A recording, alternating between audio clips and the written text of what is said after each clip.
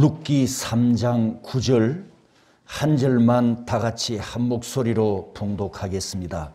이르되 내가 누구냐 하니 대답하되 나는 당신의 여종 룻이오니 당신의 옷자락을 펴 당신의 여종을 덮으소서.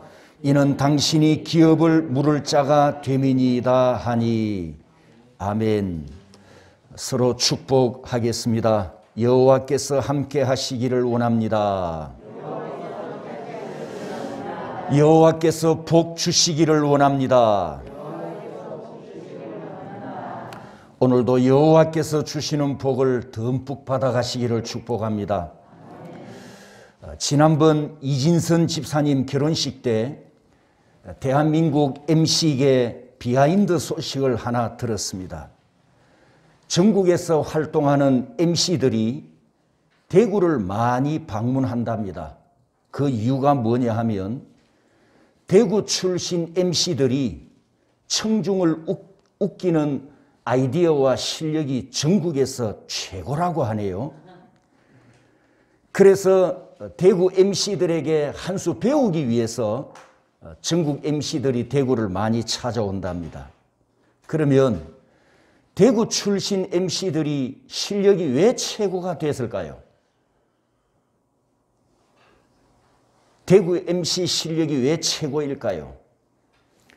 갱상도 보리문디들이 본래 무뚝뚝하기가 소 힘줄같이 질기니까 그 무표정하고 딱딱한 갱상도 보리문디들을 웃기게 하려면 얼마나 많이 연구를 해야 되겠습니까? 얼마나 많이 노력을 해야 되겠습니까? 그 결과가 전국 최고가 되었다는 겁니다. 지금 이 이야기를 해도 안 웃는 거 보세요. 이 갱상도 보리문디들이라니까 이 이야기를 해도 안 웃어요. 무슨 말씀을 하시나. 그래서 제가 그 말을 들으면서 나는 목사니까, 나는 영적 MC니까, 그러면 대구에서 목회하며 설교하는 목사는 얼마나 힘이 들까? 여러분 생각은 어떻습니까? 대구 지역 목회자들이 설교하는데 어려움이 있을까요, 없을까요? 대답 안 하셔도 됩니다. 중요한 것은 우리는 하나님의 말씀을 재미로 듣는 게 아니지요. 맞습니까? 하나님의 말씀을 듣고 영혼의 즐거움, 영혼의 평안함을 바라긴 하지만 코미디언이 사람을 웃기는 것처럼 그런 육신적인 웃음을 목표로 설교하거나 설교를 듣는 건 아닙니다. 하나님의 말씀을 재미로 들으면 신앙이 유치해질 수가 있습니다. 우리는 하나님의 말씀이 진리이기 때문에 듣습니다. 아멘입니까? 여러분이 아픈 몸을 치료하려면 약을 먹어야 하는데 여러분 맛있는 약만 골라 먹습니까? 아니잖아요. 병을 고치기 위해선 쓰디 쓴 약이지만 삼켜야 합니다. 하나님의 말씀이 내 영혼의 양약이기 때문에 쓰디 쓴 말씀이라도 삼켜야 내 영혼에 복이 되지 않습니까? 그러므로 하나님의 말씀은 재미있어서 듣는 게 아니고 하나님의 말씀이기 때문에 말씀이기 때문에 감사함으로 들어야 하고 하나님의 말씀이기 때문에 감사함으로 받아 먹어야 하는 줄 믿습니다. 우리 한국 사람들이 빨리빨리 기질을 갖고 있어서 장단점이 다 있습니다만 아무튼 이 빨리빨리 기질 때문에 인내와 끈기와 기다림에 좀 약점이 있잖아요. 이 빨리빨리 기질 때문에 휴대폰도 2년을 쓰고 던져버립니다. 그런데 하나님의 말씀을 우리가 이렇게 들으면 안 되지요. 사복음서를 보면 여러분도 아시다시피 예수님께서 제자들에게 설교한 시간이 몇 년이었습니까? 불과 3년밖에 안 되거든요. 그런데 그 짧은 3년 동안 예수님께서 반복하는 설교를 참 많이 하셨습니다. 왜 그러셨을까를 생각해 보니까 제 해석입니다. 우리 교회 성도님들을 보면 알 것 같아요. 예수님이 왜 그렇게 하셨는지. 우리 교회 성도들은 일주일 전 제목도 잊어버리거든요. 그러니 답으로 설교해야 되지 않습니까? 제가 룻기 설교를 6개월 목표로 시작하면서 이 넉장 85절을 가지고 6달 동안 설교할 수 있을까 이렇게 걱정이 됐지만 아무튼 도전 정신으로 성령 하나님께서 제게 지혜와 지식을 주시는 데까지 해보리라 결심하고 스펀지 물 짜내듯이 하나님의 말씀에 숨겨져 있는 것까지 보물을 캐내듯이 다 캐내는 심정으로 준비해서 하고 있습니다. 특히 이렇게 하게 된 동기가 이유 중에 하나가 이 룻기서에는 구약 성도들의 실제적인 생활, 그 생생한 삶의 모습이 담겨 있기 때문에 그들이 하나님 앞에 말씀으로 믿음으로 어떻게 행하고 살았는가, 그것을 그 글자 속에 숨어 있는 것까지 다 캐내듯이 캐내어서 여러분에게 설교를 해왔는데 오늘 43번째 시간입니다.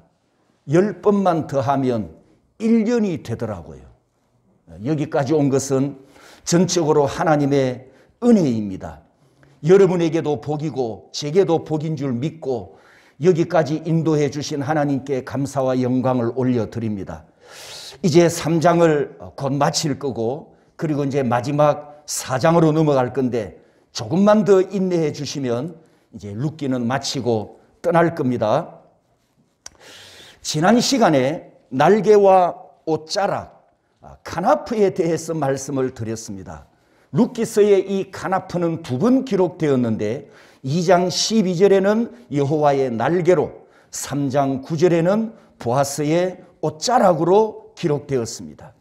오늘은 이 카나프에 담겨 있는 성경에서 가장 중요한 2가지 의미, 이 카나프, 여호와의 날개와 옷자락에 담겨 있는 가장 중요한 2가지 의미를 우리가 함께 하나님의 말씀으로 은혜를 받고자 합니다. 첫 번째 중요한 의미는 여호와의 날개, 여호와의 날개 카나프는 모성애 혹은 부성애를 강조하는 하나님의 사랑이 담겨 있습니다. 하나님의 사랑이 담겨 있는 이 여호와의 날개가 출애굽기 19장에서 잘 나타내고 있는데 내가 애굽 사람에게 어떻게 행하였음과 내가 어떻게 독수리 날개로 너희를 업어 내게로 인도하였음을 너희가 보았느니라. 애굽에서 자기 백성을 독수리 날개로 업어 구원해 내셨고 어미가 새끼를 업듯이 자기 백성을 업어서 천국으로 인도해 가시는 아버지의 모습, 여호와의 모습, 그 모습은 아버지의 사랑을 충분히 나타내고 있습니다. 신명기 32장에도 보면 그의 날개를 펴서 새끼를 받으며 그의 날개 위에 그것을 엎는 것 같이 여호와께서 홀로 그를 인도하셨고 그와 함께한 다른 신이 없었도다. 이렇게 말씀하였습니다. 사랑하는 성도 여러분, 나 같은 죄인을 예수 그리스도 안으로 구원하신 분은 한 분 하나님이십니다.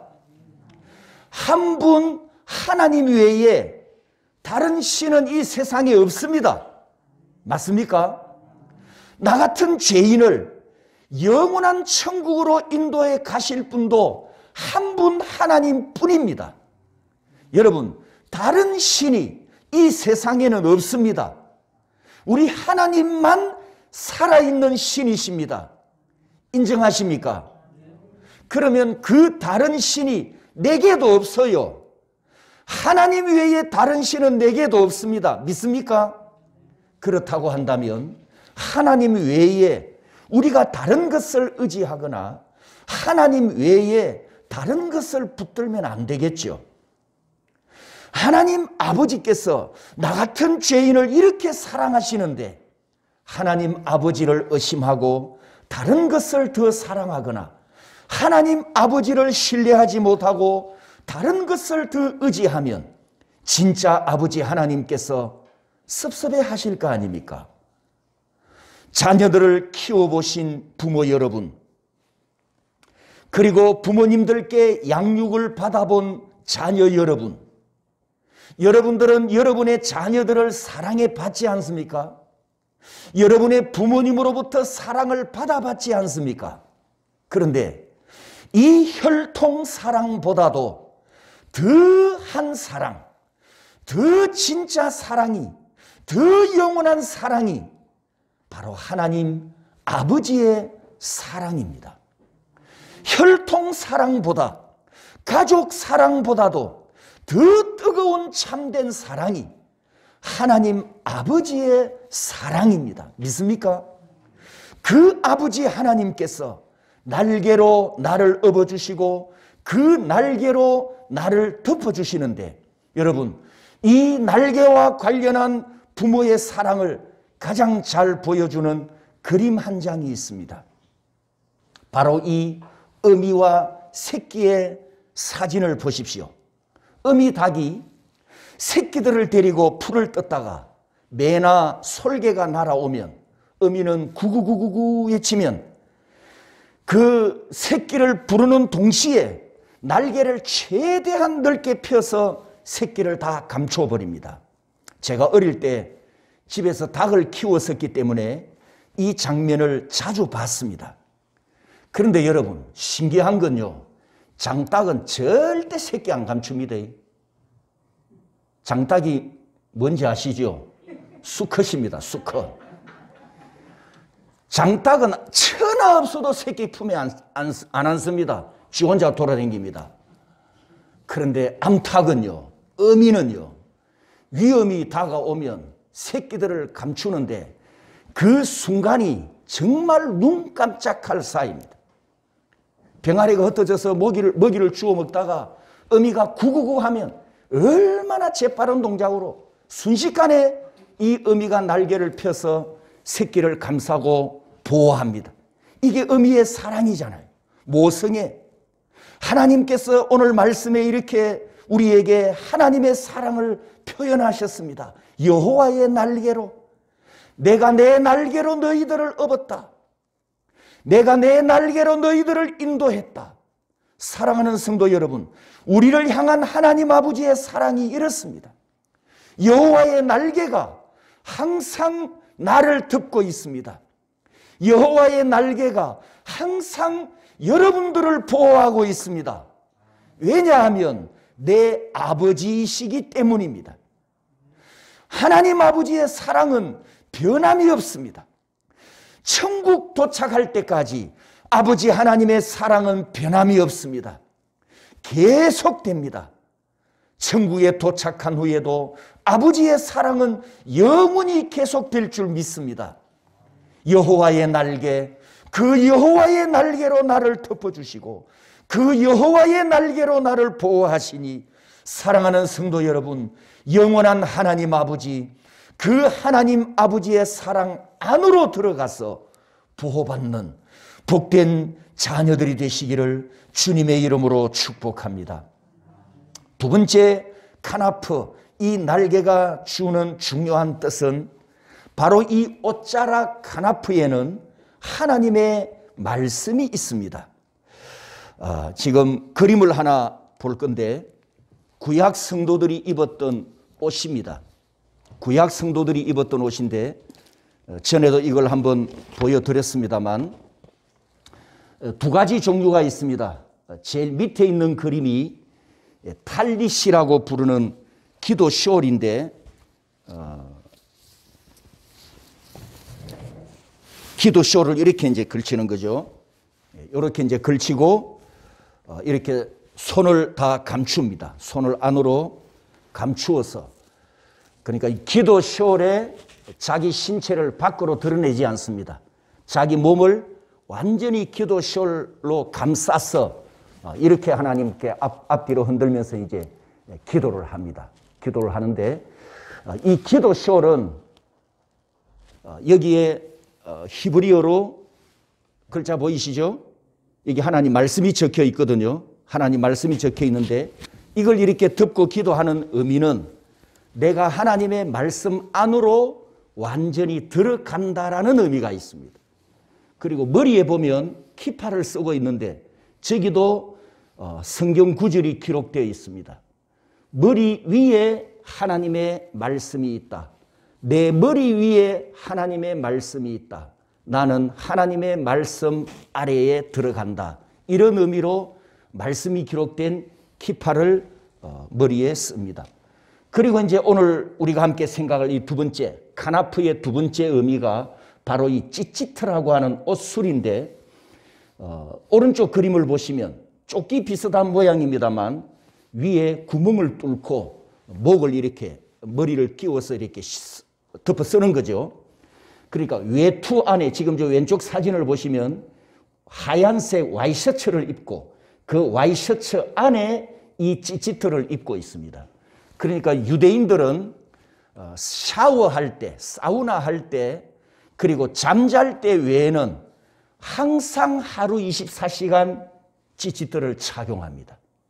바깥에 외출할 때 그 바로 밑에 이 찌찌트를 착용하고 있는데, 이 옷에 기도 시월도 마찬가지입니다만 찌찌트에 하나님의 말씀이 있다는 거예요.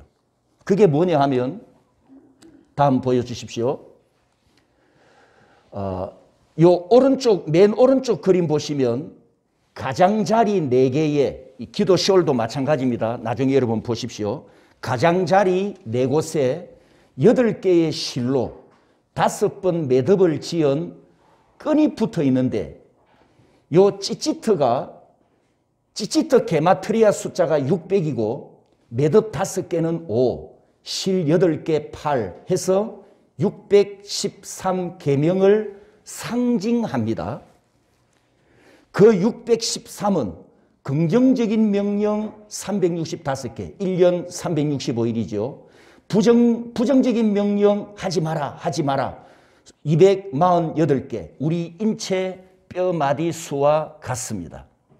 자, 구약 성도들은, 유대인들은 기도할 때는 기도 시호를 덮어쓰고 찌찌트는 항상 생활 속에서 입고 다녔습니다.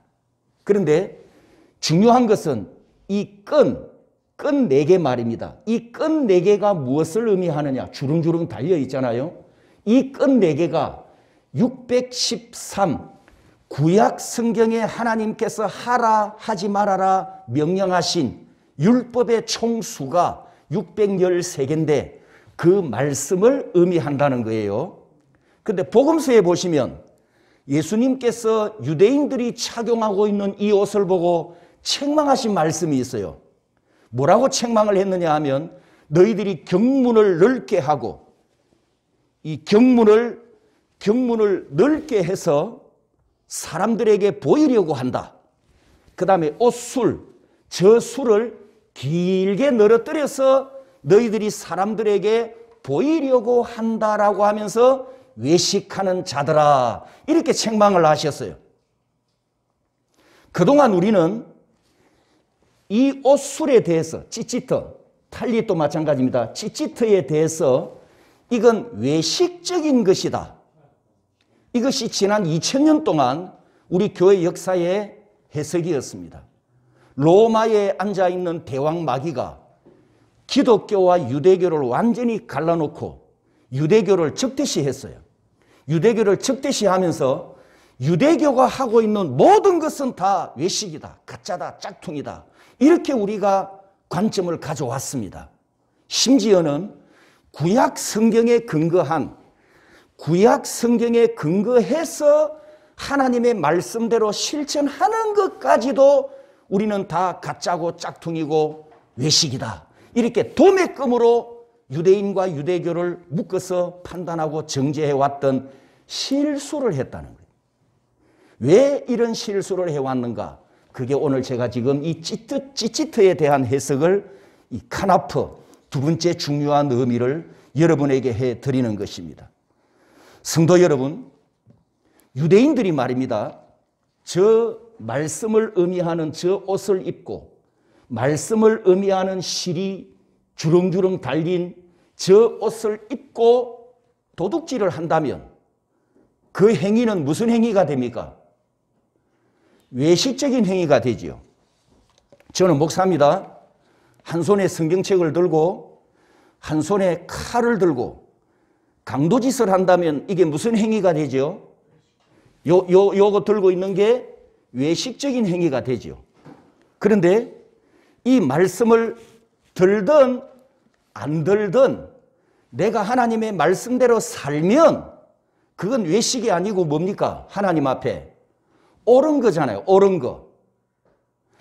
이 성경을 들고 책을 들고 다니면서 내가 말씀대로 살든 손에 성경책이 없지만 하나님의 말씀대로 살면 그것은 하나님 앞에서 내가 바르게 살아가는 모습이잖아요. 맞습니까? 그러니까 외식이 어떤 것이고 어떤 것이 하나님께 바른 것인가? 저걸 하고 있는 것이 외식이 아니라는 거예요. 제 말은 지금. 저 자체가 외식이 아니라는 것입니다. 그걸 여러분에게 지금 말씀을 드리려고 하는 것입니다. 자, 우리 신약 성경이나 구약 성경에 여러분 이런 명령이 있습니까? 예수 믿는 사람들은 손에 성경책을 들고 하루 종일 행동해라. 이렇게 명령한 곳이 있습니까? 없잖아요. 신약에는 하나님의 말씀이 어디에 기록되었다 그랬지요? 마음에, 신비. 지금 이 시대는 하나님의 말씀이 성령의 내주와 함께 내 안에 신비에 기록되어 있습니다. 믿습니까? 그러면 나는 하루 종일 뭐와 같이 가는 겁니까? 그렇죠. 여러분 손에 성경책을 들고 하루 종일 행하는 거, 저 유대인들처럼 찌찌들을 입고 말씀을 상징하는 끈이 주릉주릉 달린 옷을 입고 하루 종일 사는 거하고 성령이 내 안에 내주하셔서 내 마음 심비에 기록되어 있는 하나님의 말씀과 함께 하루 종일 움직이는 거하고 어느 것이 더 가치가 있고 어느 것이 더 의미가 있고 어느 것이 더 중요합니까, 여러분? 나도 얼마든지 외식할 수 있잖아요. 그죠? 나도 얼마든지 유대인들처럼 외식할 수가 있습니다. 그러면 이 찌찌트는 성경에 근거가 있는가? 이제 성경을 보겠습니다. 민수기 15장으로 넘어갑니다. 이스라엘 자손에게 명령하여 대대로 그들의 옷단 귀 카나프입니다. 여호와의 날개 옷단 귀에 술을 찌찌트 술을 만들고 청색끈을 그 귀의 술에 찌찌트 더하라. 39절 하나님께서 이스라엘 백성들에게 이 찌찌트를 만들어 입으라 라고 분명히 말씀하셨어요. 그 목적이 39절에 나오는 네 가지 동사 때문입니다. 왜 찌찌트를 구약 성도들은 입었느냐? 39절에 네 가지 동사 따라서 합니다. 보고, 기억하고, 준행하고, 거룩함을 위하여. 첫 번째 보고라는 체험 동사이지 않습니까? 기억하고 자카르, 준행하고 창조의 네 동사 중에 아싸는 순종하면 창조 기적을 체험하는 기적의 동사입니다. 그리고 네 번째는 마음과 눈의 욕심을 따라 음행하지 말아라. 거룩함을 위하여 이 찌찌트를 만들어 입어라. 그러니까 구약 성도들은 이렇게 살아야 됩니다. 내가 찌찌트를 달고 그리고 그 끈, 이 주렁주렁 달려있는 끈, 이 끈이 무엇을 의미한다고요? 613개의 하나님의 계명, 이 끈을, 이 수를 볼 때마다 하나님께서 말씀하신 613개의 계명을 기억하고 상기하면서 1년 365일 동안 내 온몸으로 하나님의 말씀을 기억하면서 나는 말씀의 사람이다. 이 정체성을 가지고 살아야 한단 말이죠. 나는 하나님의 사람이다. 하나님의 사람이다. 나는 말씀의 사람이다. 왜? 이 말씀을 지금 달고 있으니까. 말씀을 상징하는 이 찌찌들을 내가 입고 있으니까. 이거 입고 내가 365년 동안 살아가니까 내 정체성은 하나님의 사람이다. 나는 하나님의 말씀의 사람이다. 이 정체성을 가지고 말씀대로 순종하며 살아가는 것은 외식이 아니고 민수기 15장 하나님의 명령대로 살아가는 삶이었습니다. 여러분, 이 명령대로 하나님의 말씀을 기억하고 준행하기 위해서 항상 말씀을 상기하는 찌찌트를 보아스가 입고 있었단 말이죠. 루키스에 나타나는 보아스의 신앙 성품과 인격을 보면 여러분, 보아스가 외식자였을까요? 아니면 믿음으로 사는 사람이었을까요? 외식자였을까요? 그는 하나님 말씀에 순종하는 진정한 참된 모습의 성도였을까요? 그러면 이게 외식이 아니다 말이죠. 이해되셨나요? 그 생각을 지금 바꾸셔야 돼요. 이 자체가 외식이 아니라는 거예요. 분명히 민수기 15장 하나님께서 찌찌들을 만들어 입어라. 그 목적 4가지 동사 4가지까지 말씀하셨어요. 다만 이걸 입고 말씀대로 못 살면 외식이죠. 그 외식은 우리도 얼마든지 할 수 있단 말이죠. 제가 민감한 질문을 하나 던집니다. 여러분 잘 생각해보고 대답하셔야 됩니다. 만약에 예수님께서 이 찌찌들을 입으셨다면, 예수님도 유대인이잖아요. 예수님께서 이 찌찌들을 입으셨다면 예수님도 외식이었을까요? 예수님이 외식했다 그러면 곤란하죠. 그렇게 해석하면 큰일 나는 거죠. 아니죠. 마가복음 5장으로 넘어가 보겠습니다. 12해를 혈루증으로 앓던 한 여자가 많은 괴로움을 당하다가 예수님의 소문을 듣습니다. 그러면서 이 여인이 생각하기를 예수님의 옷에 손만 대어도 내가 구원받겠다. 이런 믿음이 싹트기 시작합니다. 그래서 실제로 청중들 속에 비집고 들어가서 예수님의 옷자락을 만졌어요.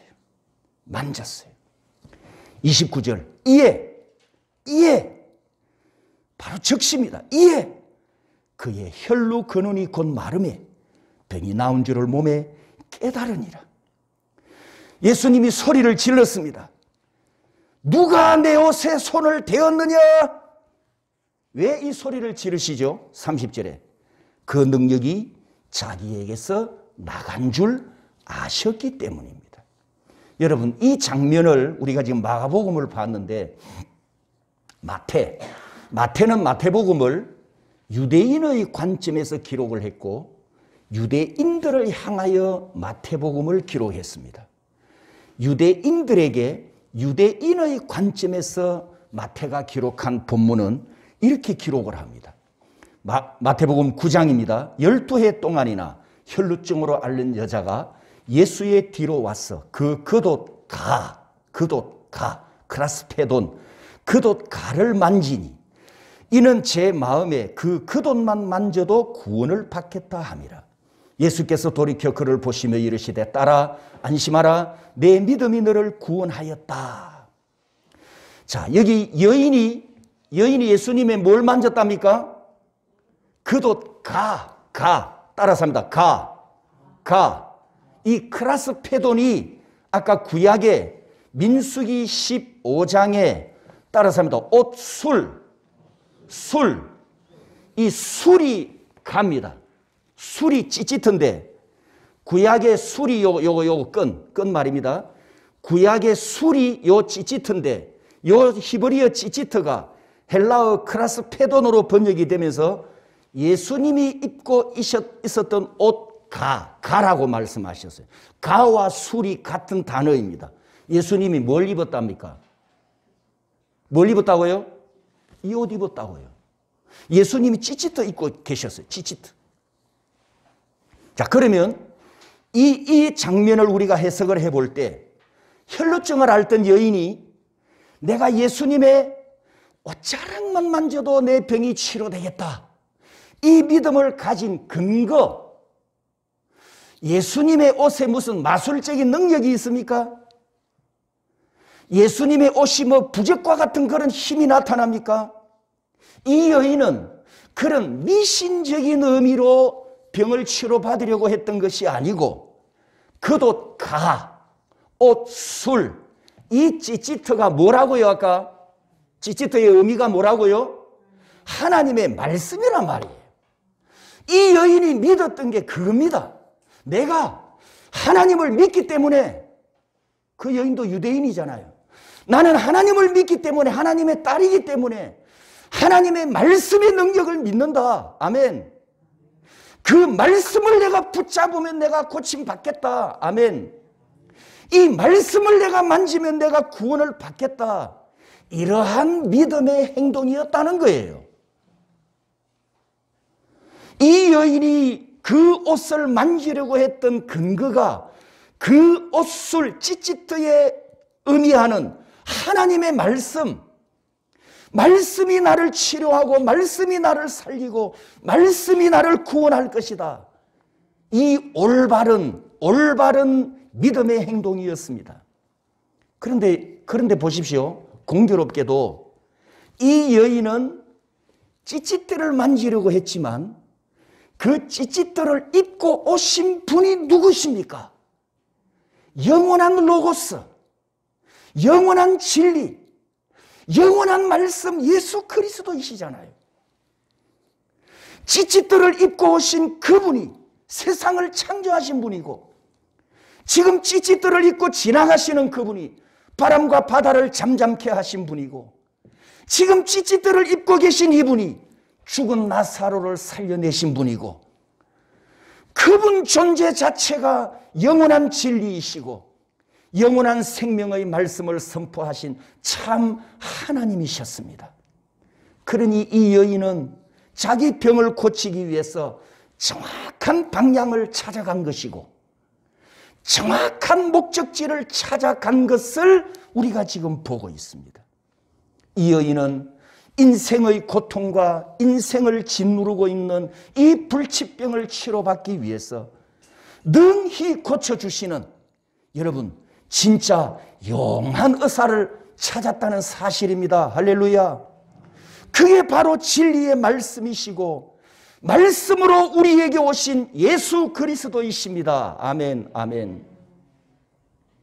30절에 보면 예수님께서 찾았습니다. 누가 내 옷에 손을 대었느냐? 자신의 몸에서 능력이 나간 줄 아셨기 때문입니다. 그리고 32절에 보면 자신을 찾는 예수님 앞에 엎드려 그녀는 두려워 떨었지만 예수님이 입고 있는 옷, 그 찌찌들을 만지려고 했던 행동, 그 행동은 하나님 앞에서 정당하고 옳은 행위였고 믿음의 행동이었기 때문에 예수님이 이렇게 말씀하지 않습니까? 따라서 합니다. 따라, 내 믿음이 너를 구원하였다. 할렐루야. 여인의 뭘 인정해 줬습니까? 예수님이. 그렇습니다. 여인이 한 행동을 예수님이 인정해 주셨고 여인의 믿음의 행동을 승인하시면서 선언하셨어요. 따라서 합니다. 선언, 평안히 가라. 평안히 가라. 내 병에서 놓여 건강할지어다. 할렐루야. 말씀으로 오신 주님께서 말씀을 선포하셨습니다. 말씀의 능력을 의지하여 치료받기 원했던 여인의 믿음을 보시고 말씀을 선포하셨습니다. 그 질병을 완치해 주셨고 그 질병에서 자유함을 주셨습니다. 성도 여러분, 하나님의 말씀이 능력입니다. 하나님의 말씀이 날개입니다. 새끼를 보호하기 위해서 어미의 날개로 덮듯이 하나님의 말씀이 날개처럼 나를 덮어주셔야 합니다. 여러분에게, 여러분 인생에, 여러분의 삶에 어떤 어려움이 오더라도 어려움이 올수록 말씀 안으로 들어가시기를 축복합니다. 예수 그리스도 안으로 들어가시기를 축복합니다. 여호와의 날개 안으로 들어가서 쌓이고 덮이고 안겨야 합니다. 이 험악한 세상에서, 시험과 유혹이 많은 부정한 세상에서 나를 지켜주는 것은 하나님의 말씀뿐임을 믿습니다. 사단의 괴계와 속임수와 미혹이 많은 어두운 세상에서 바른 길을 걷도록 나를 인도하는 것은 진리의 말씀뿐입니다.